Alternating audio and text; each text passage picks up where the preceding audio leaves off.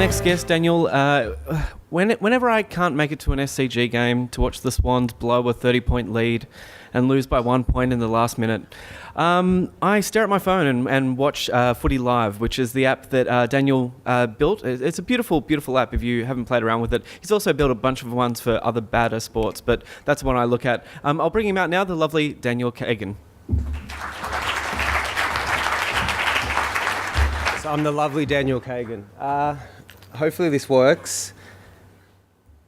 It does. Just to follow on what Russell said, I'm not a designer, I'm not a developer, I'm actually a marketer, so that's about me. So this PowerPoint or keynote presentation is not going to be all flash, but hopefully it's good enough because some of the presentations have been absolutely amazing. So about me, as I said, I'm a marketer. I was working 6 years ago doing psychometric testing on clients. So to be standing in front of all you guys, and I can't really see because the light's right in my eye, is quite overwhelming and really nice, and it's a great feeling. So no technical stuff. I'm going to talk more business and how I see the App Store and all about that. I'm going to talk about our story as a company. So we've got two companies, this Sportsmate Mobile and Lookout Mobile, and I'm going to then talk about our observations. That's going to be the crux of this talk, and I'm going to try to get through it quickly because I've been told I need to hurry things on a bit. And then the last slide's called Spruiking to the Young and Jackson, and that essentially, I'm just actually looking at the footy scores right now because Hawthorn are playing. No, I'm not. I've got some notes I wrote down from what everyone else was talking about, but Spruiking to the Young and Jackson really sort of sums up where I think the market is and why it's so amazing and so much opportunity out there. So I'll get to it. So story in pictures. I'm going to see if this works. No, it doesn't work. So I'm going to quickly just go through some pictures. I always find visually it's easy to connect to a story. And our first business was with Pat, my business partner, who's at the back there. It was word up online. This was, as I said, after my psychometric testing days. I wanted to start something new. I was bored, and we did search and SEO and web. And as you can imagine, that really lasted 2 years. And we hit 2 years, and we looked at each other and we said, you know what? If we keep doing this, we're either going to kill each other or just, pull our hair out. And we didn't want that. So at that point, Pat showed the first iPhone to me. And I got to say that I'm not an Apple fanboy, but from a marketer, when I first saw that iPhone, I literally nearly fainted. I couldn't believe how beautiful it was and how much sense it made in terms of content, email, web, and a phone, in this really beautiful device. So as a marketer, I was like, wow, this thing is going to just take off. So I could really see and sense that there was a lot of opportunities here. So we decided to make a decision in this lovely office, which is on Toorak Road. We're making the big bucks. This was a tiny 27 square metre office, and this was actually when we left, so it looks nice and neat. To drop everything and just start creating apps. And our first app was called Gigo, and God knows where we got the name, but it was all about emoticons. It was shit, pardon my French. But what it did was it actually exposed us to the App Store, and I think the guys have been talking about it quite often, is connecting to what you do. It allowed us to understand what the App Store is all about, how to put an app out there, spend $100-120 on getting a license, and then putting it out there and seeing what happens. And to our surprise, we actually had quite a few downloads. And I remember it was New Year's Eve 2008, and it just gave us the confidence to maybe move forward with this app world. So after that, we got back from our summer holidays and we thought, what could we do that we could enjoy? And that was this next one, and that was Aussie Rules Live. And Aussie Rules Live, which I'll talk further about soon, is probably what you guys might know. At that point, we decided to move offices, and this is a picture of Pat moving offices. And I'm going to leave this up there to make him feel a bit uncomfortable for a bit. We moved offices, really invested our energy into this iPhone or Aussie Rules Live, and we got a call from Nokia, which was quite interesting. I said, yeah, put your app on our OV store for the N97, which we did. And then the next thing we knew, we were meeting someone like Merrick, and Merrick and Rosso, and he was like a pseudo celebrity, so we thought we were really good and we're doing something right. He was really nice and loved what we were doing. And after that, we had the confidence to do Rugby League Live, and then we created a brand called Lookout Mobile. And Lookout Mobile, for the last couple of years, we've been doing a lot of commercial apps, and I'll just show you that in the next slide. I'm just going to go through this. early this year, we shifted offices to Paran. Some of you might have been there for Cocoa Heads, and that's just, some action shots. And then early this year, we also created the Sportsmate brand, and I'll get into all that in 2 seconds. So essentially, Lookout Mobile has done quite a few commercial apps, the Comedy Festival, some work for Art and About, which is a City of Sydney project, Deloitte Federation Square. So that's a great project. It's a great world to be in because we get to really be with, contracting and work. And a lot of guys have spoken about how you're in an industry and it's good to be part of the, good to be doing your own thing, but it's also amazing the opportunities. I think Alex was talking about that, about the opportunities about being in a space gives you, and this is really paramount in what Lookout Mobile is all about. We're very blessed to be approached by a lot of really cool and smart and interesting businesses and government agencies who are talking about ideas, and we get to really, create, which, 6 years ago, as I said, I was creating psychometric testing, and that was really, really boring. So the next slide's all about Sportsmate Mobile, and you might recognize some of these icons, and hopefully you've got them on your iPhone. This is Aussie Rules Live, and we're really happy to say it's #1 sport app in Australia from the iPhone and the iPad. Rugby, and I think this is going to be a little bit off. You can see I'm not a designer, but it was working last night. It's the #2 app, iPhone and iPad. This year we entered into Super Rugby, which I had no idea about, but it was quite popular. And we've got A-League coming and netball. So let's get into it. The observations these are just my observations, and as Russell said, these are just our observations and what we've connected to. So take it or leave it. Debate me after over a couple of beers, or hopefully some scotch. And that should be that. Okay, so the first one, the big one is content.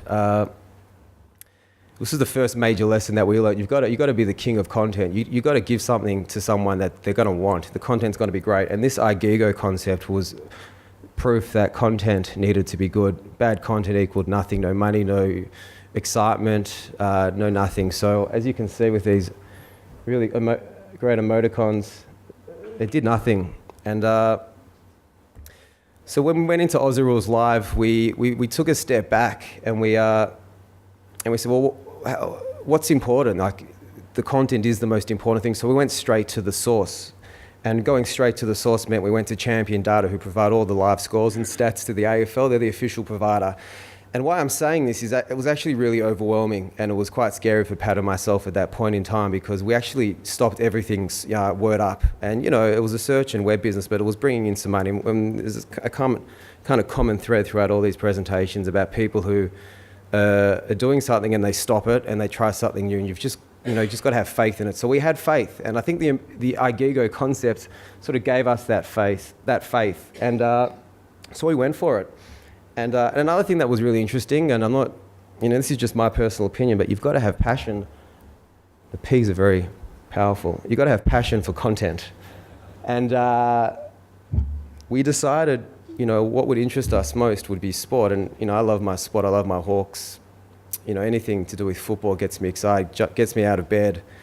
And that was a really big factor in making this decision, especially when you're investing all your hard-earned money into something. You just got to, enjoy it. And the next one it's probably one of the most important things. And it sort of dawned to me last night when I was reading over this presentation how important it actually was. And I've cut it into 2 points. The first one is understanding the content in relation to the device. This is a mobile phone. I think a lot of people forget this. It's small. It's most importantly, it's personal. I'm sure if I did a little vox pop, or if you put your hand up, I bet you the first thing you look at in the morning isn't your partner. It's probably your iPhone. And you probably know what I'm talking about, because it's true. Because the first thing I look at in the morning is my iPhone. And it's a really personal space. You don't want to go messing with that. You don't want to be throwing something at someone which isn't relevant, isn't timely. So be really conscious that you're dealing in that space. And also from a technical perspective, you don't want to put too much out there, because it can be slow and arduous for the user to go through it. And the next one is understanding where the content comes from. And the next slide, I'll talk more about this, but the guys were mentioning it before. I actually wrote the note. Anyway. understanding where the content comes from means respecting the licensors, understanding you just can't flippantly go online and grab content and reproduce it for an iPhone app. There are laws and regulations that you've got to adhere to. And we were very conscious of that, because when we started this, we went straight to the source. We went to Telstra, we spoke to them, we got some legal advice. We knew that if we're going to invest everything into it, just make sure it's right. Just don't go grabbing, content and just putting it out there, because if you make one little mistake, all that hard work, say 6 to 12 months of research and development and testing, would just be thrown out the window. And this is a perfect example of what I mean. This slide about observation is about timing. It's important to be first, but it always can be trumped by innovation. So believe it or not, and this relates to the slide before, Aussie Rules Live, which is our app, wasn't the first football app. There was an app called Aussie Rules that beat us to the punch. And I'll never forget, I think it would have been a Saturday night, and I was, looking at the App Store every night to see if we were beaten to it, because I thought someone had to have put an Aussie Rules Live, Aussie football app out there. It was a no-brainer. But no one had done it, except a week before we were about to launch. I saw it, and I just didn't see it in the App Store. It was the number 2 app in the App Store, and I was like, I went nuts, and my poor girlfriend had to put up with me. I thought this guy was making millions, whoever it was, and we were beaten to the punch, and it was just really frustrating. And Pat, my business partner, came on, and I think I knocked off a bottle of scotch, and I was devastated. So this was the app that beat us to it, called Aussie Rules, and it was all right. It looked like a Hungry Jack's burger, the icon, if you can see, and it still does to this date, which is a bit weird. But the next morning, I woke up, and I was going to say I woke up with a clear head, but I definitely didn't wake up with a clear head. And I think it was a Sunday, and that's our first icon, by the way, which I love to bits. I woke up the next day, as I was saying, and and I realised what these guys were doing was they were actually indexing the AFL's website for live scores. And what that meant was when you went into a live game day or live scores, you'd actually have like this Mobi site of afl.com.au's score for that particular game. And A, that's a no-no because it's a bad user experience. I think anyone knows that. But B, you can't do that. We knew that. We sat with Telstra executives saying, if you're going to use this, you've got to buy the content. It has to integrate into the application. So needless to say, we're like, oh my God, I can't imagine this app being out there for too long. And you know what? A week later, it was actually pulled down from the App Store. So it was a really good lesson for us to learn. And I think it's important to talk about this right now. So if you are going to get into the space, just know that, because you can get pulled down, and you get pulled down very quickly. And it is really, obviously, would be a very frustrating experience to do that. So at the end, we were number 1, and we were, I think that's really helped us on our journey. So like any industry, you need to innovate. So it's all well and good being number 1, but if you're not innovating, you're not enjoying yourself, what a lot of these guys are talking about. Just keep pushing the boundaries, and you can actually start seeing, some of our apps. This was V1, and we just looking at how to improve it, how to enjoy it, and this was the love of the content, how to produce that content, etc. 2010 wasn't such a great year, and I'll get into that, but we did some silly design there, but we were innovating, in my opinion. And then this year we spent 6 months with a great designer, Alan, and we really invested energy and blood, sweat, and tears into really producing the best quality app we could do. And I think it went beyond any. They were talking about money and this and that. They're right. You don't spend 24 hours straight on something if you don't enjoy it or love it. And this was a love affair. And actually worked, and we've had the most amazing response this year because of this effort that we put into it. So I had to put that score up because that was the only screen grab, and it annoys the hell out of me when I look at it. So I do apologise for you non-Collingwood supporters. A couple of other ones. So examples of people being first to seek in real estate and car sales. All these companies were first. I think they were all first to market. In my mind, they were. And they've just kept innovating. So, that's why they're there, and that's why they own like 80% of the marketplace in their respective industries. And this is a really another observation. I better be quick. Love thy user. Without the user, you're nothing. So you gotta really connect to the user, and the other guys were speaking about it. 2009, everything was hunky-dory. We'll charge $3.99 for it. We're making a couple of bucks. Users loved us. 2010, there was no love. There was this. There was a lot of that, and this goes back to that whole idea about a personal space. I'd wake up every morning and I would have emails, people emailing saying, "I can't believe you've killed an app. You were charging for it last year. Now it's free." People had this perception of, if you're giving something, or if you're charging for it, then it's theirs forever. And I was like, no way. How can you be serious? This is content. It's going to cost us a lot of money and blah blah blah. Needless to say, they were right. And we didn't love our users. We didn't understand it. We didn't understand that we had to communicate every single bit of information to the user. They needed to know that in 2009, that app was $3.99 for 1 year only. They didn't understand that content cost. They don't know. They just get an app and they put it on their phone and they use it. And I'd be the same if I was them. So, through a lot of hard work and communications, we opened the dialogue. They emailed us. We emailed them back all the time. A lot of emails. We put strategies in place to work through it, and we did, and we learnt that, we needed to improve our content, we needed to improve the performance and innovate, and we needed to balance the ads, and we kept communicating this to the user in 2010, and then we, as you've seen, we developed the current version of the application, and you know what? There was love, and instead of some little dude giving us the finger, we had a lot of this. So that was really rewarding, and that was essentially just connecting to the user. So the next slide is, as a marketer of business, from business perspective, business is business, and sorry, I've forgotten his, Jason, I think it was Jason, or someone was talking about, I'm bad with names, about the idea of love and about putting everything out there. There is an element of that, but there's also an element of business, in my opinion, and I'm happy to debate that. There's no magic formula, and what we're realizing through all these guys who are chatting today is that it's just hard work and persistence.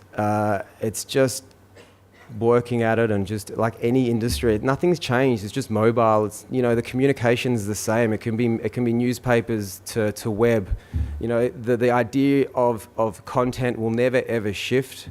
It's just about the device shifting. So you've just got to work with that and have persistence with that, and understand what that means. And another good point that Russell made before, I think it was Russell, about community. Connect to the community. This 6 years in this community, and I really feel like everyone likes each other and really is conscious of each other. And it's really important to connect to that and bounce ideas and put things out there. And this whole thing about NDR, I couldn't agree more. No one's going to steal your idea. Everyone's got a good idea. The problem is that no one gets off their ass and does it. So you just got to do it and just focus on it. So that was a good point before.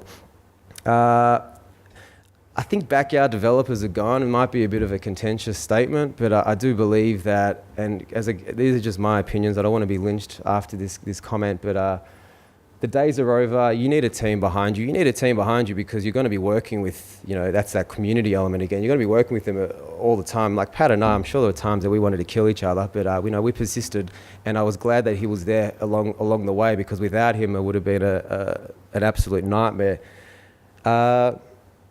And promote. You do need marketing communications plans. I think it's important. I don't think we can be idealistic. You can to an extent, but if you really want to succeed, I'm not saying invest all your time and energy into it, but understand, the concept, and understand what you want to achieve, and then when you put it out to the marketplace, sort of maybe have a rough idea how that might work. Product launches, we're really conscious about version 5 or 6 for next year. We've got to, we're going to have a lot of competitors next year. We know that, and if anything, anyone's going to have competitors. So just always think about what your unique selling proposition is and what makes you amazing. And obviously, what makes you amazing is your passion, but there's a little bit more to it. So my last slide, and Anthony's going to be happy because this is 20 minutes on the dot, is we're in the right industry, guys. That was 2009. We handed out flyers at the MCG. I got all my mates to come and meet me, and I gave them heaps of Freddo frogs. And the medium of iPhone. No one knew what an iPhone was at that point, so we just started handing out flyers, and people took them. That was then. This is now. NIB, I was just online the other day looking for health insurance. NIB were promoting their app as their unique selling proposition. And I was like, oh my, that blew me away. And this is Prime Real Estate. This is their website they're using to promote, their iPhone app. The other day, The Age, that's Prime Real Estate again. They, the ANZ, what is it? Property Tracker app was being promoted. And then and then the next day I saw an ad with the guy from The Mentalist with an iPhone in his hand. And, someone told me 6 months ago that was going to happen. I would have laughed at them. That's how fast this is moving. And then there's this, which is great because we did this app at Fed Square using their real estate to promote themselves. And this is, to me, the piece of resistance. I'm sure everyone's from Melbourne here. I'm sure a lot of you are. But this is the Young and Jackson, and if you don't know where the Young and Jackson is, it's Swanston, and someone help me, Flinders? Yeah, so that's, any media buyer knows that this is the premium piece of real estate for promoting yourself. I've been observing this space for the last 3 to 4 months, and I've noticed every second ad, there's a 5-ad rotation, every second ad is an iPhone app. So they're using that piece of real estate to promote themselves. So I guess the point is, it ain't going anywhere. Get in it, it's great. And you might be up on top of the Young and Jackson. That's if that's what you want, but I don't know if that is. But it's a very positive sign. And just before I finish that, I want to thank Anthony for putting this on, because I think it's a great conference, and it allowed me to personally reflect upon my journey and Lookout Mobile and Sportsmate's journey. So thanks for that, and enjoy the rest of the presentations.